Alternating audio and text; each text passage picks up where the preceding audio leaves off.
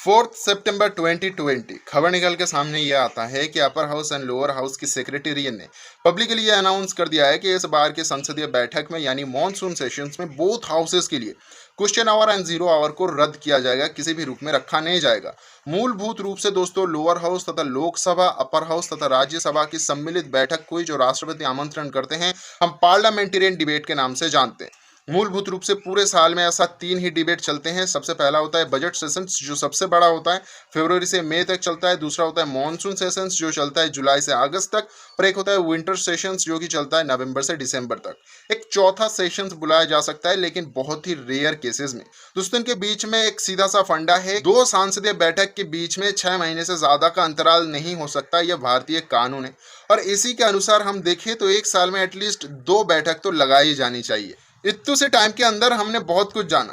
Parliamentarian debate कौन बुलाता है, कैसे बुलाया जाता है, कितने सेशंस होते हैं, साल में कौन कौन से समय पे होते हैं, लेकिन आज का टॉपिक तो ये है ही नहीं। आज का टॉपिक है question our and zero hour. तो दोस्तों हम इनकी इंपॉर्टेंस को और अच्छे से समझ सके इसके लिए हमें अच्छे तरीके से समझना होगा पार्लियामेंट के अंदर कैसे कैटेगरी वाइज डिबेट को अलग अलग रखा गया है।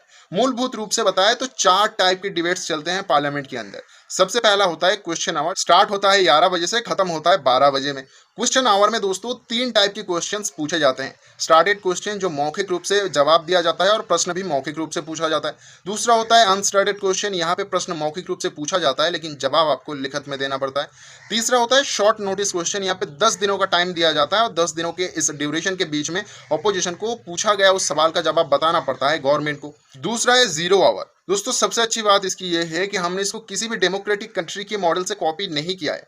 1962 से ये हमारी पार्लियामेंटेरियन डिबेट का एक हिस्सा बना हुआ है और ये भारत की खुद की इनोवेशन है। इसके अंदर दोस्तों उन तमाम टॉपिक्स के बारे में डिस्कस किया जाता है ऑपोजिशन जिसको इमीडिएट डिस्कशन के लिए समझते हैं कि जरूरी है। यहाँ पर रैंडम टॉपिक्स पे बात होती है और लोडेड क्वेश्चन पूछे जाते हैं गवर्नमेंट से। तीसरा है शॉर्ट ड्यूरेशन डिस्कशन। दोस्तों इसको भी आप 2 हिस्सों में बांट के देख सकते हो। सबसे पहला है हाफ एन आवर डिस्कशन, दूसरा है only 2 hour discussion. Half an hour discussion को लोकसभा की प्रोसीडिंग ऑफिसर यानी स्पीकर एटलीस्ट 3 हफ्ते तक टाइम दे सकता है, हफ्ते में 3-3 दिन करके आधा आधा घंटा। और दूसरा जो मैंने बताया यानी ओनली 2 आवर डिस्कशन, इसके अंदर हफ्ते में 2 दिन मिलता है 2-2 घंटे के लिए। इन दोनों ही डिबेट्स में दोस्तों पब्लिक इंटरेस्ट के बारे में डिस्कस किया जाता है और अर्जेंट इश्यूज को डिस्कस किया जाता है। आखिरी एंड फोर्थ कैटेगरी में आता है लेजिस्लेटिव बिजनेस। इसको किताबी रूप से 2 हिस्सों में आप नहीं देखते हो, देखना भी गलत होगा, लेकिन आपको और मुझे समझने में आसानी हो इसके लिए मैं इसको भी 2 हिस्सों में यानी सेपरेट आपको समझाने वाला हूँ। सबसे पहला आता है स्पेशल मेंशंस जो राज्यसभा के लिए होते हैं और इसके अंदर राज्यसभा को 3 घंटे की टाइम मिलता है लड़ने के लिए, झगड़ने के लिए। दूसरा आता है नोटिस जो होता है लोकसभा के लिए, यहाँ पे लोकसभा को 4 घंटे की टाइम मिलते हैं अंडर आर्टिकल 377 झगड़ने के लिए, अपने कामों को करने के लिए।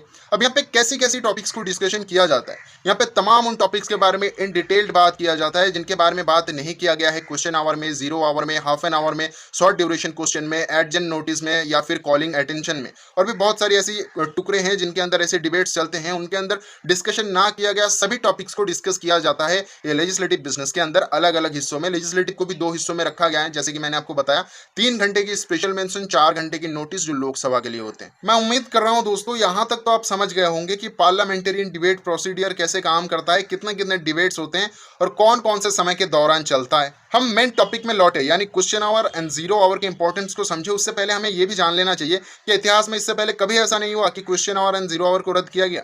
हालांकि जीरो आवर को तो रद्द नहीं किया गया है लेकिन क्वेश्चन आवर को रद्द किया गया है। 1962 में रद्द किया गया था। उस समय पे भारत और चाइना के बीच में युद्ध चल रहा था और इसी के कारण ऐसी क्वेश्चन आवर को रद्द किया गया था। 1971 में फिर से एक जंग चल रहा था हिंदुस्तान और पाकिस्तान के बीच में और यहाँ पे बात थी एक नई नेशन की बॉन्डिंग की जिसको आज के समय पे हम बांग्लादेश के नाम से जानते हैं। तो उस वजह से उस टाइम पे ये जो क्वेश्चन आवर है ये बंद था। बाकी आता है एक 1975 टू 1977, यहाँ पे पूरा कांड जो है वो कांग्रेस का है, सभी को पता होगा इंदिरा गांधी के टाइम का पीरियड में क्या हुआ था और उसी की वजह से एक इमरजेंसी भी देखने के लिए मिला था हमें।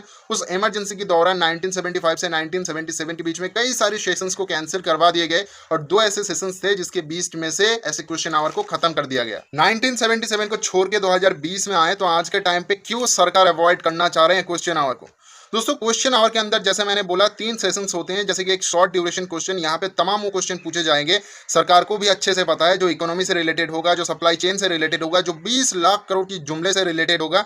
ऐसे में उन क्वेश्चन के लिए सरकार के पास कोई भी जवाब नहीं है। मौखिक और लिखित रूप से कोरोना जैसी वैश्विक महामारी में सरकार का क्या स्टेप था, क्यों अच्छे से कंट्रोल नहीं कर पाए, ये जो सारी नाकामी है ये लिखित रूप से या फिर मौखिक रूप से एक रिकॉर्ड बन के दर्ज हो जाएगी। सरकार आज के टाइम पे नहीं चाहता कि वो अपनी गलतियों को, वो अपनी खामियों को पब्लिक के सामने लाए, या फिर ऐसा एक रिकॉर्ड एटलीस्ट वो ना बनाए जो आगे चल के उसकी इलेक्शन मैनिफेस्टो के लिए काफी ज्यादा परेशानीदायक हो सकती है। क्योंकि आपको अगर याद होगा तो बीजेपी इस जुमले के साथ आई थी कि $5 ट्रिलियन की इकोनॉमी, अच्छा इंफ्रास्ट्रक्चर। आज के टाइम पे दोस्तों कुछ भी दिखाई नहीं दे रही है और सीधी सीधी सरकार इस चीज से बचना चाहता है। जीरो आवर दोस्तों बहुत ही खतरनाक एक जगह है जहां पे बहुत ही गिने चुने नेता आना चाहता है, ज्यादातर नेता इस चीज से बचना चाहता है। इसका कारण एक ही है कि यहाँ पे आपको समय नहीं दिया जाता कि आप होमवर्क करके आओ, उसके बाद आपसे ये सवाल पूछे जाएंगे। यहाँ पे आपको आइडिया भी नहीं होता, ऐसे ऐसे क्वेश्चन पूछ लिए जाते हैं। और आज के टाइम पे पूछने के लिए बहुत सारी वैलिड क्वेश्चन हैं जो ऑपोजिशन ऐसे वार कर सकते हैं सरकार की कि सरकार लहूलुहान हो जाए। जैसे कि देख लीजिए स्टूडेंट्स, और स्टूडेंट्स के पॉइंट ऑफ व्यू से कितना स्ट्रांग एक पॉइंट निकल के आ रहा है आज के टाइम पे, जहां पे आप एक एसओपी बना के स्टूडेंट्स को भेज रहे हो कोरोना के बीच में एग्जाम देने के लिए, जो कि 25 लाख से भी ज्यादा है। वहीं पे 545 संसदीय बैठक में आप कह रहे हो कि कोरोना स्प्रेड हो जाएगा, इस वजह से zero hour and question hour को आप रद्द कर रहे हो। ये कैसी दोगलापंती है, ये भी तो उठाया जाता है इस चीज में। अगर ये होता है तो नेक्स्ट सीजन में अगर ये होगा तो वहां पे भी ये सवाल ऑपोजिशन जरूर उठाएगा। यहाँ पे प्रश्न पूछा जा सकता था स्टूडेंट से रिलेटेड, यहाँ पे प्रश्न पूछा जा सकता है डैम से रिलेटेड, बाढ़ से रिलेटेड, सरकार क्या किए हैं इन 5 सालों में, 6 सालों में कि ऐसा एक रिजल्ट देखने के लिए मिल रहा है कि पूरे देश में पानी भर रहा है। ऐसे बहुत तमाम सारे टॉपिक्स है जिनके ऊपर बात किया जाएगा। इकोनॉमी एक माइनस पॉइंट निकल के आएगा। यहाँ पे जो लोडेड क्वेश्चन एक के बाद एक पूछे जाते हैं वो पार्टी को काफी ज्यादा एम्बैरेस कर सकते हैं, और ऐसी वीडियो क्लिप्स, ऐसी ऑन द रिकॉर्ड बीजेपी बनाना नहीं चाहता। इस वजह से बीजेपी इसको अवॉइड करना चाहता है। क्या इसके बाद जो ऑपोजिशन है उसके हाथ में कुछ भी नहीं है? तो ऐसा भी नहीं है, ऑपोजिशन के हाथ में भी कुछ चीजें हैं। लेकिन दोस्तों यहाँ पे खेल जो खेला गया है वो काफी शातिर दिमाग का खेला गया है, क्योंकि यहाँ पे ऑपोजिशन अगर वो बम्ब्रास्त्र का इस्तेमाल करते हैं तो फायदा इनडायरेक्टली बीजेपी को ही होगा। इस चीज को हम जानते हैं पॉइंट ऑफ ऑर्डर के बारे में। दोस्तों एक सूची होती है जिसके हिसाब से चलना पड़ता है पूरे के पूरे पार्लियामेंट को। कई बार क्या होता है, ऑपोजिशन को ऐसा लगता है जो स्पीकर है वो प्रो गवर्नमेंट होकर बात कर रहा है, तो यहाँ पे पॉइंट ऑफ ऑर्डर लेके आते हैं ऑपोजिशन, और पूरी की पूरी जो पार्लियामेंट है उसको शट डाउन कर देते हैं, उसकी कार्य को बंद कर देते हैं। आज के टाइम पे ऑपोजिशन चाहता है कि ऐसी डिबेट्स की टाइम को बढ़ाया जाए ताकि सरकार से क्वेश्चन पूछा जा सकता है। ऐसे में गलती से भी ऑपोजिशन ऐसा करता है तो यहाँ पे मोदी जी को एक और बेनिफिट मिलेगा, वो ऑन दी पब्लिक ये बता पाएंगे कि देखो भाई साहब हम तो जवाब देने के लिए तैयार थे, ऑपोजिशन ने पार्लियामेंट को शट डाउन कर दिया। अब दोस्तों यहाँ पे जो चीजें हो रही है एक तरफा फेवरेबल होती जा रही है। चाहे आप बात कर लो 1977 की, जहां पे एक औरत घमंड और अपनी पावर के नशे में पागल हो जाता है, या फिर 2020 की एक ऐसी गवर्नमेंट जो एब्सोल्यूट पावर एंजॉय करते करते ये सत्ता छोड़ना नहीं चाहता, दोनों ही दबाना चाहता है। दोस्तों जनता की आवाज़ को, ऐसे में जनता को सोचना होगा। आज के टाइम पे जो पार्लियामेंटेरियन डिबेट को रद्द किया जा रहा है, आने वाले टाइम में क्या आपको वॉइस को भी तो दबाया नहीं जाएगा? एक्चुअली दबाया तो जा रहा है। स्टूडेंट्स के मामले में सरकार ही सब कुछ कर रही है, आपकी बात कोई नहीं सुन रहा। लॉकडाउन के बारे में भी आपकी बात किसी ने नहीं सुना था, सरकार ने अपनी मर्जी से काम किया था। 20,000 करोड़ की जो पार्लियामेंट नया बनाया जा रहा है उसके बारे में किसी से नहीं पूछा गया, ना कोई ओपन डिस्कशन हुआ, पब्लिक की कोई इन्वॉल्वमेंट ही नहीं थी। जो डायरेक्टली एक ना एक इशारा तो जरूर करता है डिक्टेटरशिप की ओर। तो दोस्तों आपको अपनी भारत कैसा पसंद है? एक डेमोक्रेटिक कंट्री, एक सेकुलर कंट्री, या फिर एक ऐसा देश जो एक डिक्टेटरशिप के अंदर आए, हिंदू मुस्लिम के नाम पे आप लड़ते रहो, इकोनॉमी की किसी को कोई परवाह नहीं है, एजुकेशन की परवाह नहीं है, क्वालिटी लाइफ की परवाह नहीं है, अच्छे इंफ्रास्ट्रक्चर की परवाह नहीं है, परवाह है तो अपनी वोट बैंक्स की। आंखें खोलने की जरूरत है, आज भी सोए रहे तो यही पार्लियामेंट आपकी गली की फंसी का फंदा बन जाएगा।